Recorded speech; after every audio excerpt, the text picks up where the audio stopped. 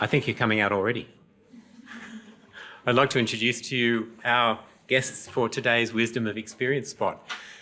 We have John and Joe Oakley and a couple of telephone books on the lectern.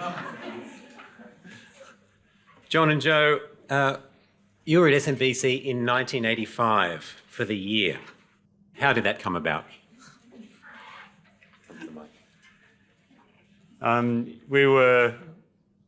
When I first got married, I was a young doctor. Joe was an agricultural student, and we heard about a missionary doctor in Papua New Guinea who needed a long furlough, and I put my hand up, and we went over there for 10 months to a remote hospital where I was the only doctor, and Joe was running an agriculture project.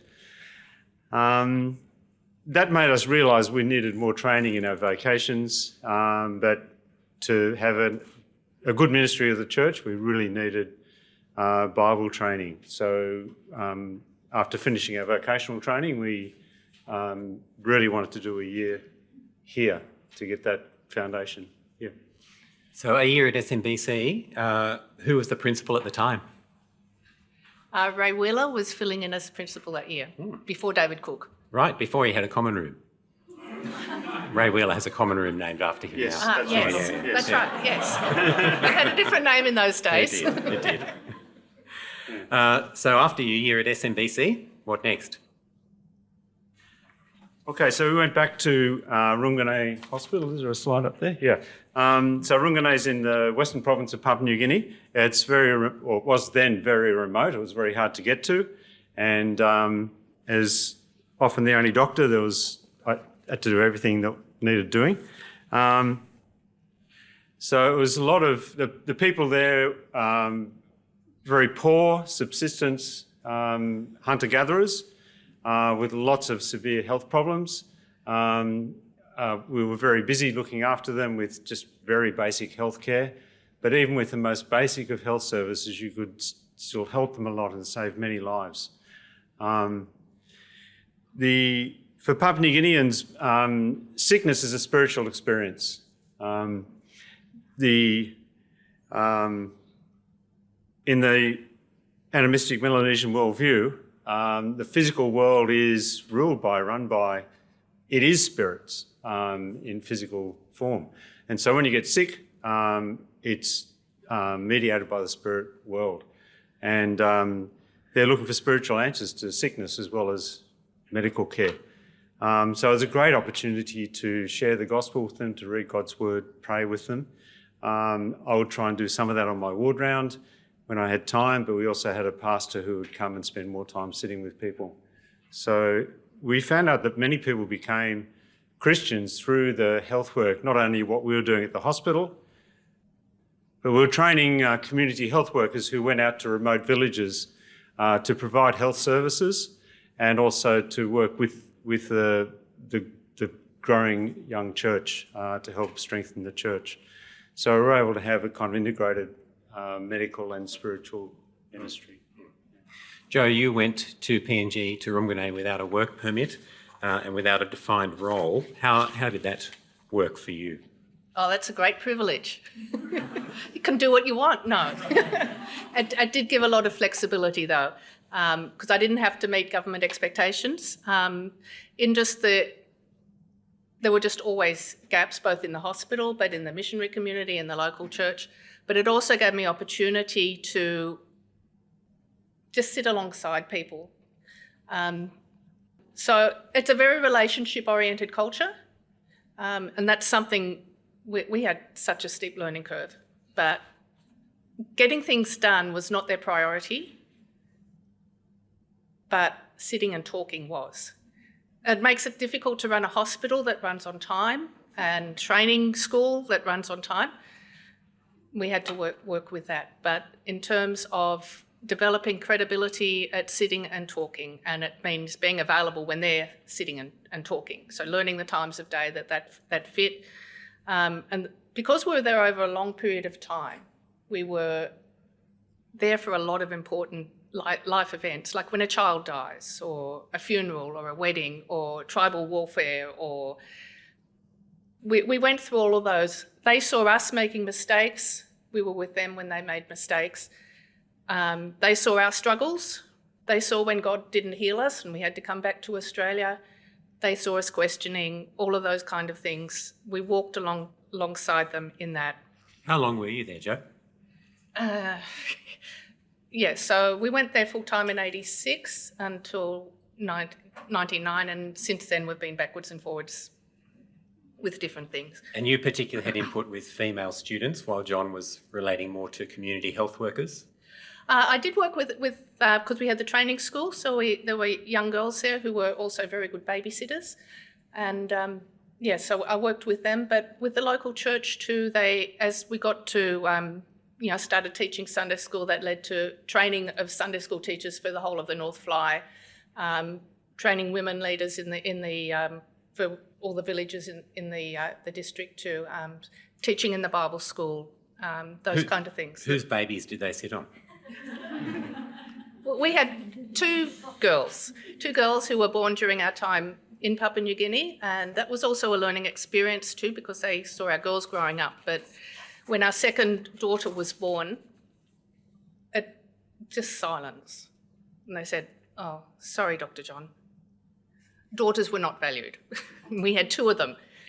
So they learned too how wonderful daughters were. Yeah. So all of those experiences we shared with them. Yeah, I'd recommend having 4, actually. Yeah. Well, we might have too if God had done that for us. Then next part of the journey, a different kind of ministry in a slightly different place. Do you want to talk about that? Yes, so when our older daughter needed to go to high school, we came back to Australia to enable that to happen. Also, we had some health issues to deal with. So I worked for 9 years on the Central Coast as a GP, and then got a call to come and work back at Tabuba, which is the next map north of Runganay.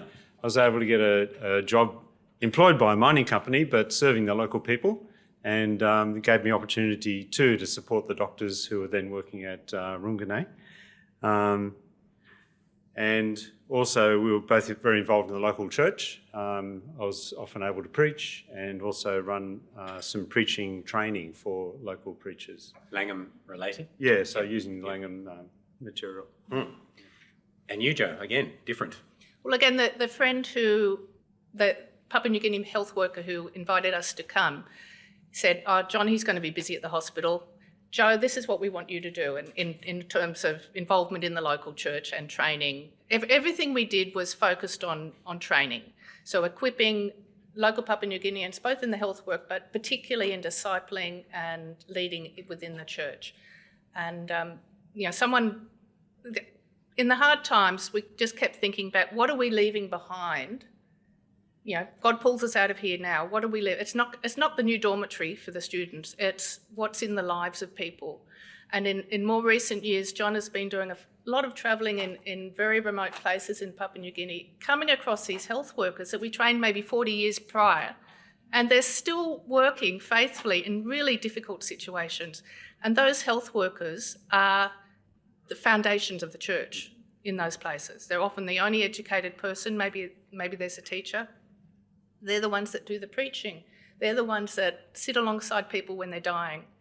And they're the people that, from a small mission hospital, that we were able to be part of God sending them out. Mm. Mm. So you mentioned John had been visiting PNG a lot since you've been back in Australia. What was happening there, John? Yeah, so I did some work, sort of fly-in flight type work for organisations that were funded by the mining company to improve health services in the rural communities. Western Province has some of the worst health problems and health services in the world, worse than most African countries, yet they're our nearest neighbour. And I was going out to really remote villages where there were no health workers often, and doing clinics. This is the muddiest one that we did under a house. It was in the mud beside the Fly River. And also encourage and teaching the local health workers where there were health workers. And during that time, I was asked to be the commissioning editor for a big revision of what's called the PNG Healthcare Manual. And so over a 5-year period, I was involved with a team of, team of Papua New Guineans and expats involved in basically starting again and rewriting these books. And these are for remote health workers throughout Papua New Guinea. So 15,000 copies have been printed, distributed around the country, giving people in the bush, often who were trained years ago and have no up-to-date knowledge or information, giving them up-to-date healthcare adapted for their context. So kind of contextualising higher level healthcare into a context where it could actually be useful for them. Yeah. Meanwhile, you're coming and going, John. You're here, Joe. Any ministry left in you? Well, the ministry started with, the foundation SMBC, and it just built step by step. So, the things I learnt at SMBC, the things I learnt in PNG, lots of the stuff I learnt in PNG then comes into play in Australia. In PNG, I learned how valuable it was to sit with people who were sick and pray with them. In PNG, they always wanted to pray. But how do you do that in Australia? So I did some training in hospital chaplaincy, and I found people have the same fears. I did some training in teaching English as a second language. I used that when we were at Tabooble. There was a photo there of amongst the expatriate and the local population there. But back in Gosford, I've been able to, our church asked us to set up an English conversation ministry, and through that people hear the gospel and then they can go on to an easy English Bible study. So, and making contacts at the local TAFE amongst the migrant community. So yeah, it's just a step by step, the experience. God is always teaching and nothing is wasted, no matter what the experience is. And sometimes it's learning how to wait too. And during our years of illness, it was learning to wait. Thanks. John, have you finished being a doctor now? No, I'm now doing GP locums in the west coast of Tasmania. I'm into remote, you might get the idea. It's a rugged and wild place. There are 5 towns there. There are no functioning churches in any of those towns.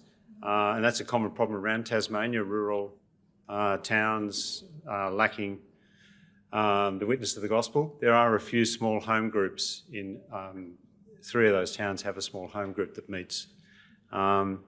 So I do what I can to try and encourage those people. But there's a mission field in rural Tasmania. And mountains waiting to be climbed. Yes. Yes, yeah, that's right. That's been great. Thank you very much. Can I just ask you to finish by reflecting on some of the highlights of SMBC days which have equipped you well for the very diverse ministries that God has called you to? Give me 3 highlights. It was short. 3 highlights. Biblical theology, just getting a big picture of what God was doing. We did a smattering of Greek, which just really helped us as we went forward. Preaching, David Cook did the preaching, and that's been well used as we've gone. So something else? And the cross-cultural training we received here was really incredibly helpful to help us to understand a different culture and how to relate and work in it.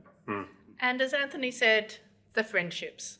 And those friendships have gone on in these last 38 years. You're not safe just because you've been here at Bible College. There are people that were with us that have fallen away. But as Anthony said, encourage each other through the hard times. John, I'll leave you with a parting word. What's yours? This is the parting word here. Oh, okay, yeah. I was thinking in the train as I came down the verse in Deuteronomy 31:8 that where God says, "I'll never leave you or forsake you." So when we were at college, we really didn't know what our ministry was going to be like in the years to come, but we just sort of took it a step at a time as God led, and He's been incredibly faithful. Thank you. Thank you.